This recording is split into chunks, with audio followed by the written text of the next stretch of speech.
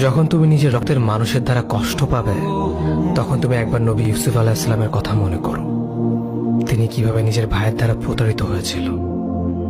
যখন তোমার বাবা মা না বুঝে তোমার বিরুদ্ধাচরণ করে, তখন নবী ইব্রাহিম আলাইহিস সালামের কথা মনে করো।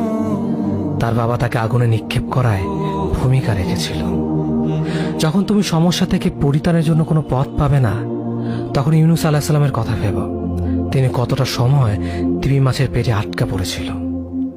যখন তোমার নামে কেউ মিথ্যা অপবাদ ছড়িয়ে দেবে, তখন মা আয়েশা রাদিয়াল্লাহু আনহার কথা মনে করো। তার নামে পুরো শহর জুড়ে কুৎসা রচনা করা হয়েছিল। যখন তুমি অসুস্থ ব্যথার যন্ত্রণায় কাতরাতে থাকো, তখন নবী আইয়ুব আলাইহিস সালামের কথা ভেবো। তিনি ভয়ঙ্কর এক ভাইরাসজনিত রোগে আক্রান্ত হয়ে তোমার থেকে বেশি কষ্ট পেয়েছিল। যখন তুমি দিনের কোনো বিধান নীতিতে যুক্তি খুঁজে পাও না, তখন নবী নূহ আলাইহিস সালামের কথা ভেবো। তিনি কোনো প্রশ্ন ছাড়াই মরুভূমিতে নৌকা তৈরি করেছিল।